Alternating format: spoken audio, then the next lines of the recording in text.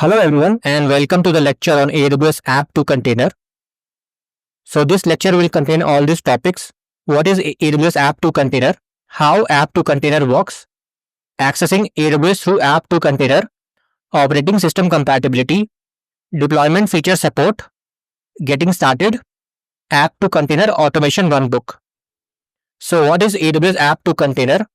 AWS App2Container is a command line tool that helps modernize .NET and Java applications by converting them into containerized applications. App2Container simplifies migration by taking inventory and analyzing your existing applications, creating Docker containers that include the application dependencies. The tool generates deployment templates for you that are based on AWS best practices with known values already filled in. After reviewing the templates, App2Container helps you register your containers to Amazon Elastic Container Registry, deploy it to Amazon Elastic Container Service or Amazon Elastic Kubernetes Service, and set up CI/CD continuous integration continuous delivery pipelines using AWS CodeStar. How AWS App2Container works? App2Container generates container images from the applications running on Windows or Linux servers. These containers are compatible with Open Containers Initiative (OCI), even for commercial off-the-shelf COTS applications. You don't need the application source code to containerize it. App2Container can be used directly on application servers or through a worker machine. The tool creates a list of all running ASP.NET on Windows and Java on Linux applications that are candidates for containerization. It also analyzes the runtime dependencies of the applications. App2Container extracts the necessary files for containerization and creates a Docker file. It initiates the container build and generates artifacts for deployment on AWS services like Amazon ECS, Amazon EKS, or AWS App Runner.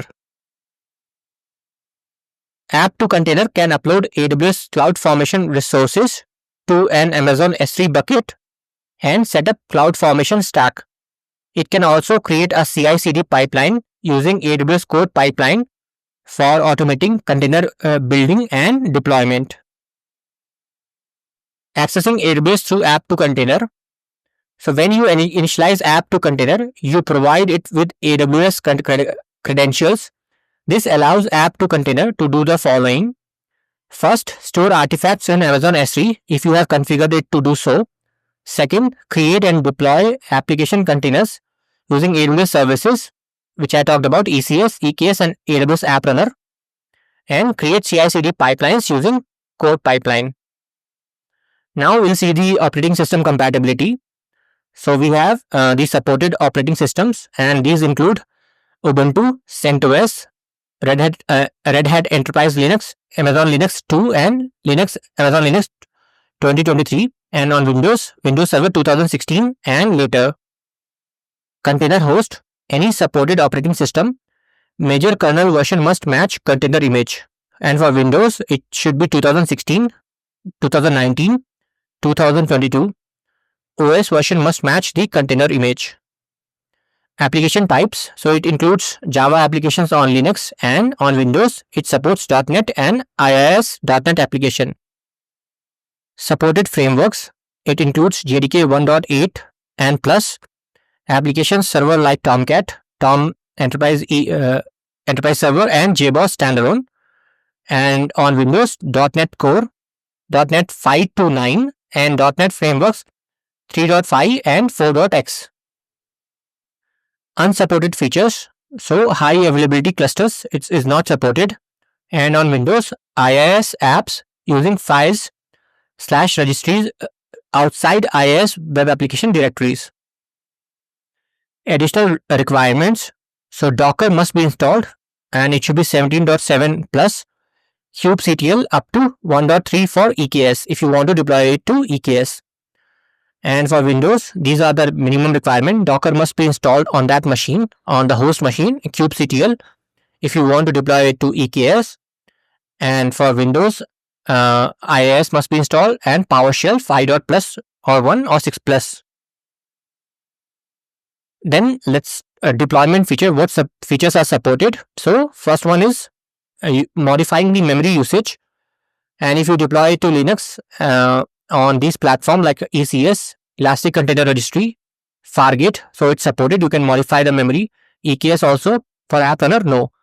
And if it's a Windows based ECS, so all three are supported. Modify CPU usage. So again, for ECS and EKS, it's supported for Linux and Windows. If the target platform on ECS and EKS, all three are supported. Load balancer types. So what load balancer types are available? For ECS, application load balancer. For EKS, you have application load balancer available, network load balancer with Nginx. For App Runner, there is no support for any load balancer. And for Windows based deployments, both application load balancer are supported. And for EKS, you have support for application load balancer, network load balancer with Nginx. Okay, reusing VPC. So it's supported for ECS, Fargate and EKS. For App Runner, it's not supported, that you cannot reuse the VPC. For Windows based application, all three, it's supported for all three services: ECS, ECS on EC2 and EKS. Reuse cluster, so it's supported. Again, same story over here, but App Runner, it's not supported. Then for Windows based, all three are supported. Fire lens logging, so it's a special feature. So supported for only for ECS. For EKS, it's not supported for Linux based, and rest all is not supported. And GMSA for Active Directory, it's specific to Active Directory, and it's not supported for anything but except Windows based ECS and EKS. That too on EC2 deployments, it's supported. And deploying complex .NET apps. For ECS, it's not, because it's a .NET based application, so on Linux it's not supported. But if the target host is deployment is Windows, all three are supported: ECS, Fargate, ECS and EKS on EC2. So this is the typical workflow and how to get started. So first, you make sure that you have Docker running on the machine. So you can just do a Docker run and or make sure you run a hello world and it should be up and running. Then you can kill it. Then you can download the App2Container binary. So this is specific to Linux.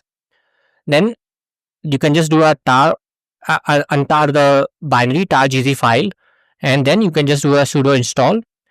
After that, on each server where you have installed App2Container, run the particular command App2Container init and run the inventory command. Then it will give you a output something like Java app ID, and that will have process ID, command line and some more ID also. There will be some specific ID also. So once you get the app ID, Java app ID, you will locate the application ID for the application to containerize from the JSON output in the previous command. Then you can just do a sudo App2Container analyze and the Java app ID from this particular previous output, and to containerize the application on the application server. So same things. So analyze, it will create an inventory, and finally you can say containerize, same command, only this is analyze, this is containerize, and finally you run the generate app deployment command to deploy the application on AWS. So by default, it will go to ECS, Elastic Container Service, if you don't specify like EKS or ECS with EC2. So this is default is Elastic Container Service with Fargate, which is a serverless compute. And it will, so before that, it will already like attach with your AWS credentials, and then it will know which AWS account to connect to and where to deploy your application on ECS.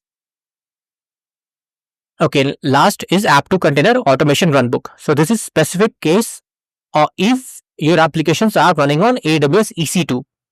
So previously I talked about applications running on premises or your own Linux server or on your data center.